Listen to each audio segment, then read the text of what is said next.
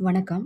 ரமா கோவிந்த் தெய்வீக பதிவு சேனலில் இப்போ பார்க்க போகிற பதிவு, அமாவாசையில் பூசணிக்காய் உடைக்கிறது சரியா அப்படின்னு பார்க்க போகிறோம். அதுக்கு அடுத்தபடியாக அம்மன் கோவில் சூளங்களில் எலுமிச்சை பழம் சொருகுவது எதற்காக அப்படின்னு பார்க்க போகிறோம்.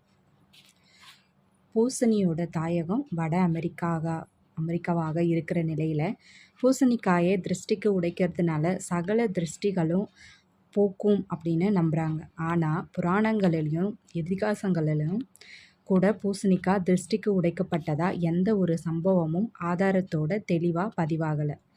பொதுவாக அமாவாசையில் எல்லா வகை பூசணிக்காயையும் திருஷ்டிக்கு உடைப்பது கிடையாது.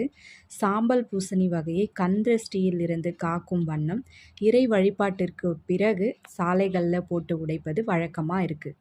கண் திருஷ்டி மறைய பூசணிக்காயை உடைச்சாலே சகல தோஷமும் மறைந்துவிடும். பூசணிக்காயை நடு வீதி அல்லது முச்சந்தியில் உடைத்தால் திருஷ்டி போகும் அப்படின்னு நம்பப்படுது. யாகங்களில் கூட பூசணியை ஒரு பலி பொருளாக மட்டுமே கடைபிடிக்கப்படுது. அமாவாசை அன்று காலையில் தேங்காய் மற்றும் பூசணிக்காயை சுத்தம் செய்து சாமி படத்தின் முன் வைத்து ஒரு பாத்திரத்தில் நீரை ஊற்றி அதில் மஞ்சள் தூளை போட்டு கரைத்து கொள்ள வேண்டும். வியாபாரம் நடக்கும் இடங்களிலும் வீடுகளிலும் அமாவாசை தினத்தில் பகல் 12 மணி அல்லது இரவு 7 மணிக்கு நடைபெறும் வழிபாட்டிற்கு பிறகு பூசணிக்காய், தேங்காய், எலுமிச்சையை பலி கொடுப்பது நமது வழக்கம்.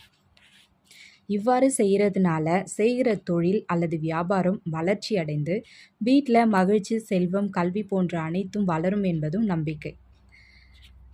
பூசணிக்காயின் நடுவில் துளையிட்டு அதில் மஞ்சள் குங்குமம் 9 ரூபாய் சில்லறை காசுகளை போட்டு மஞ்சள் தண்ணீர் தெளித்து வாசலில் வைக்கணும். பூசணிக்காயை உடைப்பவர் வலது கையில் கருப்பு கயிறு கட்டி கொண்டு பூசணிக்காயை உடைக்க வேண்டும்.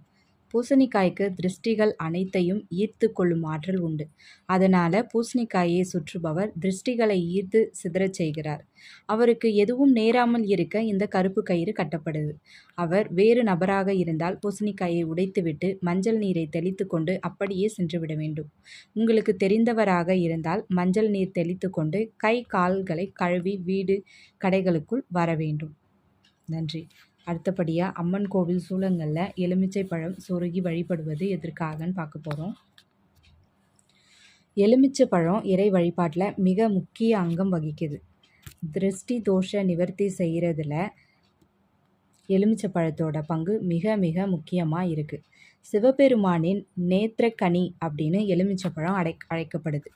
சூலாயுதங்களில் எலுமிச்சை குத்தப்படுகிறது. இதற்கு காரணம் எலுமிச்சை தேவகனி என்று அழைக்கப்படுவதால் தான். ராகு கால துர்கா பூஜையில் முதலிடம் பெறுவது எலுமிச்சை பழம். இதை வேறு வகையில் சொல்ல வேணும் அப்படின்னா, ஆயுதங்கள் அது எதுவானாலும் ரத்தம் கேட்கும் எனில் சூலமும் ஒரு ஆயுதம்தான். அம்மன் கோவிலில் அந்த ஆயுதத்தால் எந்த ஒரு பலியும் ஏற்பட்டு விடக்கூடாது என்பதற்காக ஒரு எலுமிச்சை பழத்தை பலியாக சூலத்தில் சொருகி வைக்கும் பழக்கம் சோழர் காலம் முதற்கொண்டு வழி வழியாக இருந்து வருது. அது இன்று கோவில்களிலும் கடைபிடிக்கப்படுது. அதாவது எலுமிச்சை பழத்தின் வெளித்தோற்றம் தோலாகவும் அதற்குள் இருக்கும் பழம் நிறைந்த பாகம் மாமிசமாகவும் அதில் உள்ள சாறு இரத்தமாகவும் பாவிக்கப்படுது. எல்லா அம்மன் கோவில்களிலும் கோழி போன்ற அசைவ பலியை தர முடியாது. அந்த இடத்துல எலுமிச்சை பழம் பலி செலுத்த உகந்த பழமாக கருதப்படுது. இதனால தான் கோவிலின் சாங்கத்தியம் காக்கப்படுது. உடன் அம்மனின் கோபம் தணிக்கப்படுது. எலுமிச்சை வாசனையால் அம்மன் சாந்த ஸ்வரூபியாக காட்சி தருகிறாள் அப்படின்னு சக்தி புராணமும் கூறுது. ஐம் க்ரீம் க்ளீம் சாமுண்டாய விச்சே என்ற இந்த மந்திரத்தை சொல்லி எலுமிச்சை பழத்தை சூலத்தில் குத்தினா அம்மன் அருள் திருவருளாய் கிடைக்கும். இதை தொடர்ந்து செய்யும் பொழுது ராகுதோஷம் விலகும். இதில் ஐம் என்ற சொல் சரஸ்வதியையும், க்ரீம் என்ற சொல் லட்சுமியையும், க்ளீம் என்ற சொல் காளியையும் குறிக்கும். சாமுண்டாய விச்சே என்ற சொல்லுக்கு சரஸ்வதி கடாட்சம், லட்சுமி கடாட்சம், காளி கடாட்சம் ஆகியவற்றை வழங்கும் தெய்வம் என்று பொருள். இந்த மந்திரத்தை சொல்லி எலுமிச்சையை சூலத்தில் குத்த முப்பெரும் தேவியரின் அருள் கிடைக்கும் என்பதும் ஐதீகம். நன்றி.